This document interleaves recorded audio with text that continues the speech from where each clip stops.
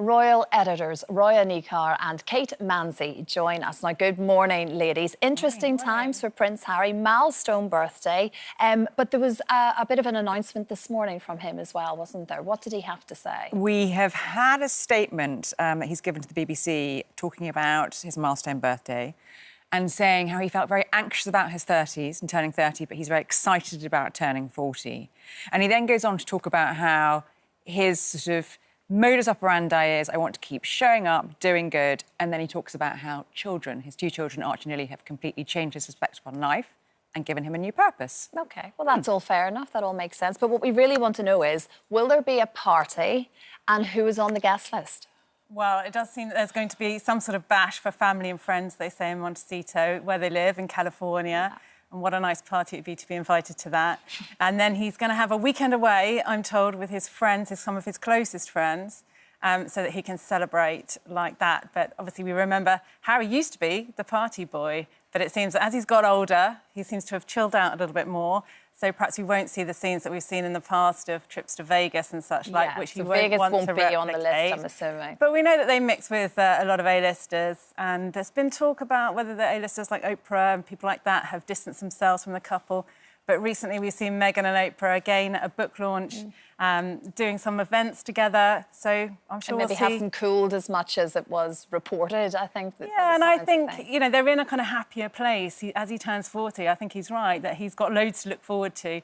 I understand that he's going to stop criticising the rest of the royal family, which I think everyone will be grateful for, and wants to move on into a kind of more positive mode of living and working. He's got his polo programme coming up with Netflix next year. Meghan's got her own show coming up, so we'll have to wait and see how they kind of move on.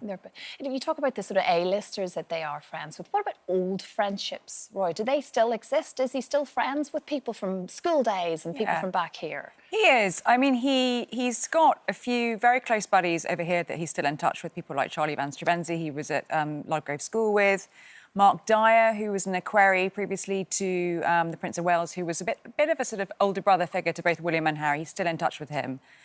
So I think it wouldn't be surprising if some of those old friends go out and spend some time with him over his 40th.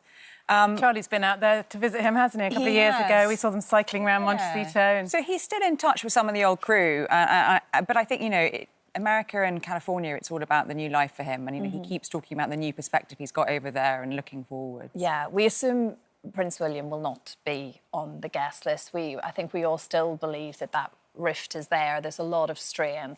But do you think we might see a public acknowledgement from the royal family just to mark his birthday in some respect? Possibly. We haven't had it for the last couple of years, but 40 is a milestone. It's a big thing. From a journalist's point of view, I think it'll be a story either way, if they do or if they don't. It always is. Because the last couple of years they haven't marked it, and they've said, well, we're not marking it publicly because they're not official working members of the royal family anymore. But, well, 40 is a milestone, and he remains the Duke of Sussex. He remains fifth in line to the throne. Yeah, so maybe not publicly, but do you think privately there will be contact? I would imagine that, you know, it's interesting. There was a People magazine piece recently where sources close to Harry were saying, you know, the King no longer takes his calls, he no longer speaks to him over this whole issue over his security, he thinks his father should intervene. I suspect the King probably will speak to his son on his birthday.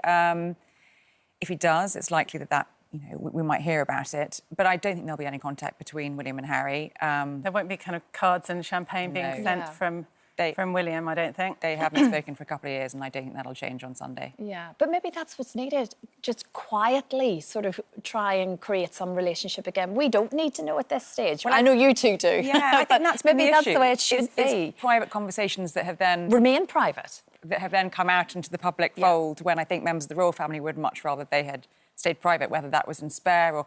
I mean, around, I think, one of the children's birthdays last, it was briefed that they were going to have a call before it even happened, and I think that frustrated some of the King's team. So if there are those private conversations, it's the King's preference that they stay private. Yeah, and we say this milestone birthday, most of us sort of sit back and take stock, don't we? We think about what we've done, what we want to do. What do you think his plans are at this point? We know he seems very happy and settled over there. What do you think the next 10 years look like for him? Well, the last 10 years have been very turbulent. I think he'll be looking forward to the next decade being a bit more settled. I think there are things on the to-do list for Harry that he does want to achieve. So he still wants to get that security reinstated, that police security when he comes to Britain. I think he'd like to spend more time here doing charity work here if he can.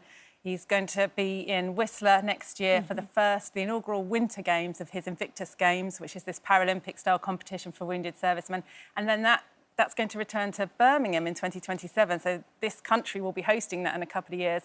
He's got kind of 2 years to work out how that's going to look with the rest of the family and how involved, if at all, they would be. Yeah, of course. I mean, what do you buy a prince for a big birthday? Like, what do you get the man who's got everything? Yeah. A Californian green juice and some hiking boots for his getaway trail with his friends. Maybe is that what it is? Although little beefeater pyjamas for the kids. Oh, maybe something like that. Yeah, but there was discussions, wasn't it, that there's like an inheritance that he's almost entitled to now, and it's from the Queen Mother's estate. Is that right? Yeah, so I've written about this. So people who former aides of the Queen Mother, so she set up a trust fund in 1994 for her great-grandchildren. And at the time, it was reported that that was about £19 million worth, and that would go to William and Harry and other great-grandchildren. Now, we don't know the details of that because it's never been made public, but it was reported that their brothers would get some money when they were 21 and then again when they were 40, which would mean that Harry would come into several £1 million if that all went to plan. But that won't go very far in Montecito because he's providing his own security. He has a great lifestyle out there. It's very, very celebrity lifestyle, and it's not cheap. No, absolutely not. I'm guessing you two will be summarising everything over the next few days on your podcast. Yes. The Royals, our new podcast from the Times and Sunday Times. The Times and Sunday Times. Always, we're never short of content these days. No, I bet you're not. Everyone's always like, always something to talk about. Everyone have something to say. We are never short of content. That's never it's the problem. It's actually trying to probably cut bits out, isn't it? Exactly. But it's lovely to see you again. you. Lovely to see you. Thank you very much indeed. Let's hope he has a lovely time. Wish him well. Yeah, Happy wish him birthday, well. Harry. Absolutely. We didn't get invited, ladies. I did. Did you? Full report next week. Full report, yes.